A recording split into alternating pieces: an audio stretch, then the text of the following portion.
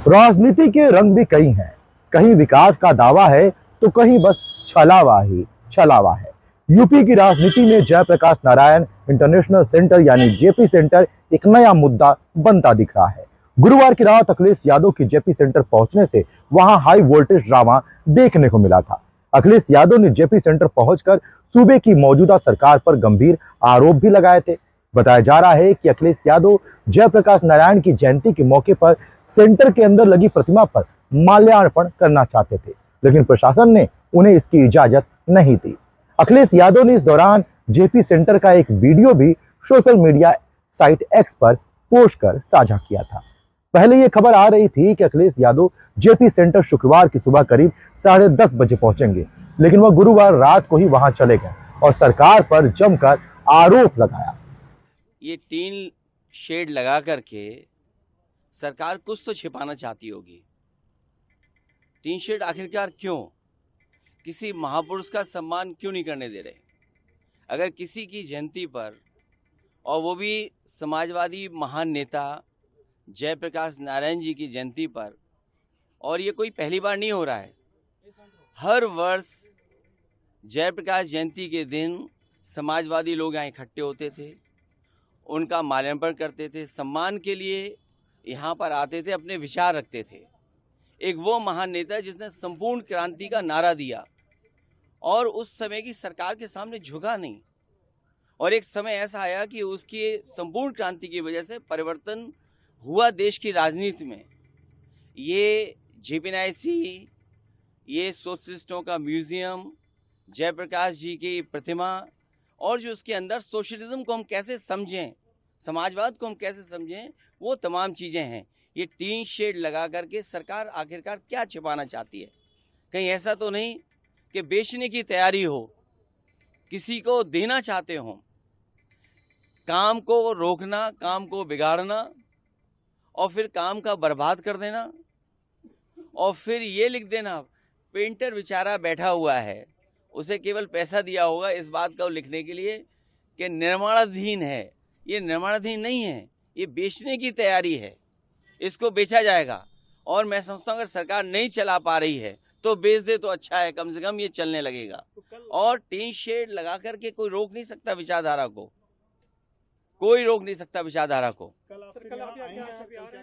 कल का कार्यक्रम कल तय करेंगे। और कब तक लगा के रखें टीन शेड? 1 दिन, 2 दिन, 3 दिन, 4 दिन, 5 दिन, 1 साल, 2 साल, और 2 साल के बाद? दरअसल लोकनायक जयप्रकाश नारायण की जयंती 11 अक्टूबर को मनाई जाती है। जयप्रकाश नारायण भारतीय स्वतंत्रता सेनानी हैं और राजनेता भी थे। इन्हें आज भी पूरा देश जेपी के नाम से जानता है। जेपी की जयंती के मौके पर अखिलेश यादव हर साल लखनऊ स्थित जयप्रकाश नारायण इंटरनेशनल सेंटर पर जाकर उनकी प्रतिमा पर माला चढ़ाकर श्रद्धांजलि देते हैं। इस बार लखनऊ में जयप्रकाश नारायण की जयंती के मौके पर गहमा गहमी रही। लखनऊ पुलिस ने जेपी सेंटर की तरफ जाने वाले रास्ते पर बैरिकेडिंग कर दिया। इसके साथ ही रात को जेपीएनआईसी का मेन गेट भी सील कर दिया गया। इलाके में भारी पुलिस बल की तैनाती भी कर दी गई। पिछली बार भी जयप्रकाश नारायण की जयंती पर जेपी सेंटर में जमकर हंगामा हुआ था। पिछली बार तो अखिलेश यादव गेट फांदकर अंदर ही घुस गए थे, लेकिन इस बार सुरक्षा के कड़े इंतजाम थे। और इस दौरान सपा अध्यक्ष अखिलेश यादव ने कहा कि भाजपा और उसकी सरकार समाजवादियों को जेपी को याद करने नहीं दे रही है, इसलिए बिहार में मुख्यमंत्री नीतीश कुमार को भाजपा गठबंधन सरकार से यानी एनडीए से बाहर आना चाहिए, क्योंकि नीतीश कुमार जेपी आंदोलन से ही निकले हैं। उन्होंने फिर दोहराया कि सरकार जेपी सेंटर को अपने लोगों को बेचने की साजिश कर रही है। रोकना चाहती है कि हम माल्यार्पण न करें, लेकिन हम लोगों ने यहाँ पर सड़क पर ही माल्यार्पण कर दिया है।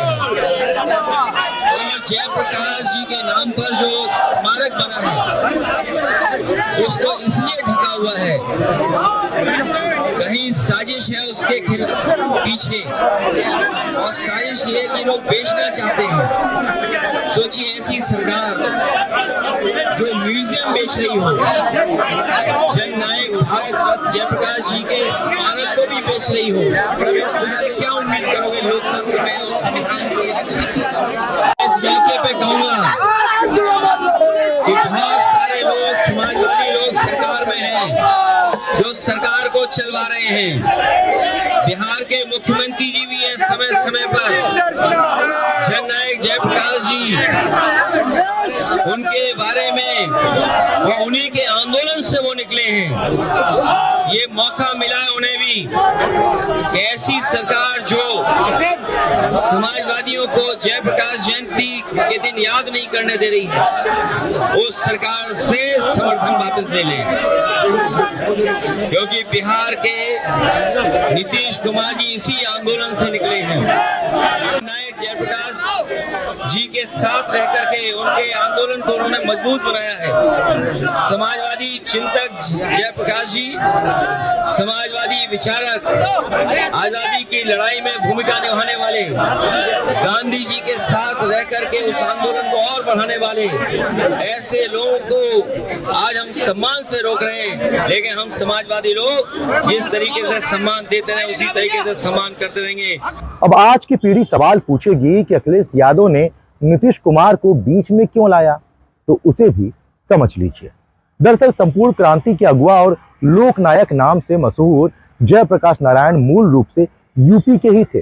जेपी की समाजवादी विरासत पर सपा और भाजपा दोनों ही अपना अपना दावा कर रही है।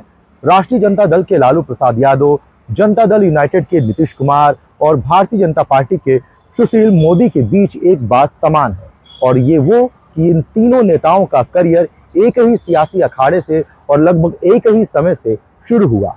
ये तीनों जेपी आंदोलन के विद्यार्थी नेता के रूप में उभरे और बुलंद मुकाम हासिल किया।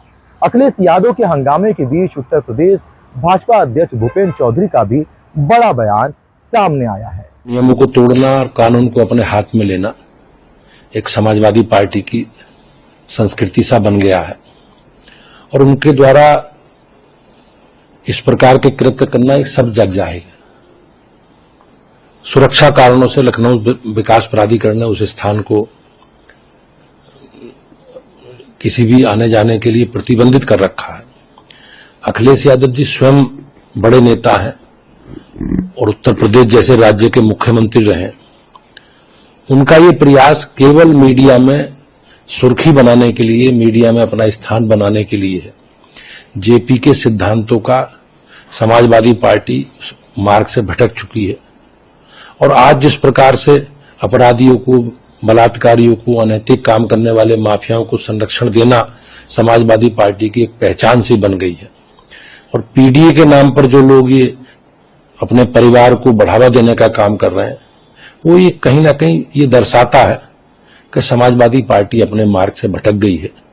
और निश्चित रूप से ये एक राजनीतिक उनका फैसला है, प्रदेश देश की जनता सब जानती है।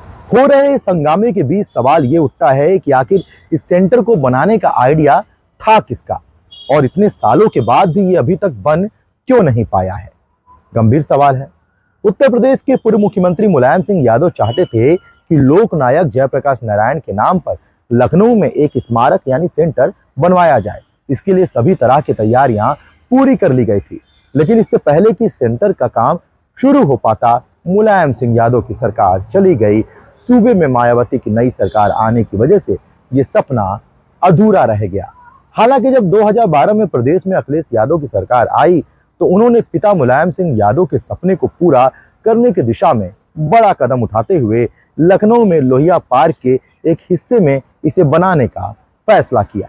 ये पार्क लखनऊ डेवलपमेंट अथॉरिटी यानी एलडीए का था, इसलिए इस सेंटर को बनाने की जिम्मेदारी भी एलडीए को ही दी गई।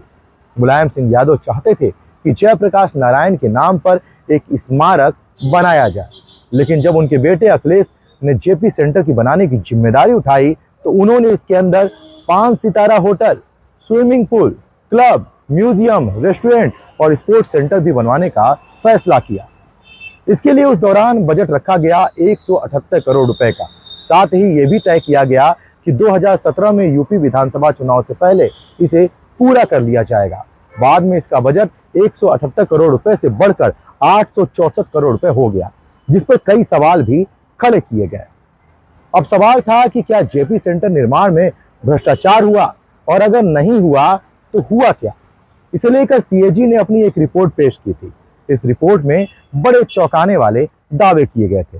कहा गया था कि बिना टेंडर के ही काम करवाए गए थे। इस सेंटर के लिए सिर्फ एसी सिस्टम देखने के लिए एलडीए के कई अधिकारी चीन घूमने चले गए, जिनमें 2 आईएएस अफसर भी शामिल थे। 2017 में योगी आदित्यनाथ की सरकार बनने के बाद जेपीएनआईसी के निर्माण पर रोक लगा दी गई। मामला हाईकोर्ट भी गया, रोक अभी भी जारी रही। अखिलेश सरकार ने इसे बनाने का ठेका शालीमार कंपनी को दिया था, जिसके चेयरमैन हैं संजय सेठ, जो कि अब बीजेपी के राज्यसभा के सांसद हैं, लेकिन पहले वो समाजवादी पार्टी के कोषाध्यक्ष थे और सेठ अखिलेश यादव के करीबी नेता भी माना जाते थे। समाजवादी पार्टी की सरकार में राज्यसभा सांसद भी थे। अब अखिलेश यादव ने जेपी सेंटर में जाने से रोके जाने पर जमकर हंगामा किया।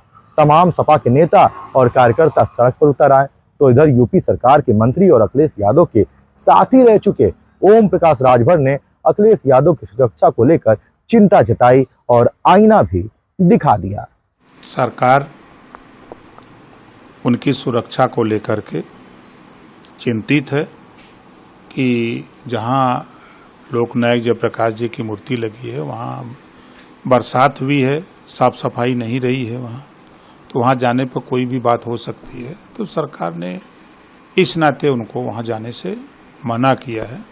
और जहां तक वो महापुरुषों की बात करते हैं कि भारतीय जनता पार्टी एनडीए सरकार महापुरुषों का सम्मान नहीं करती, तो एनडीए सरकार 4 बार सपा की सरकार थी, 4 बार में एक फोटो बता दें जहां महाराजा सुहेलदेव जी की मूर्ति लगवाए हों, एक फोटो बता दें अपने कार्यकाल में कि कहीं संत रविदास जी की फोटो लगवाए हों। और एनडीए गठबंधन सरदार वल्लभ भाई पटेल की मूर्ति लगी, महाराजा सुहेलदेव जी की लगी, बाबा साहब डॉक्टर अम्बेडकर की लगी, छत्रपति साहू जी महाराज की लगी, तमाम महापुरुषों की मूर्तियां लगी, उनका सम्मान इज्जत है। अभी ये पाकिस्तान का पानी पी के आए हैं, तो विरोध ही इनको दिखता है, काम तो दिखता नहीं कि काम क्या हो रहा है। तो उनकी बात में कोई दम नहीं है। अब जेपी को लेकर राजनीति तेज हो गई है। अब आगे क्या कुछ होगा ये भी देखने वाली बात होगी। तब तक के लिए धन्यवाद।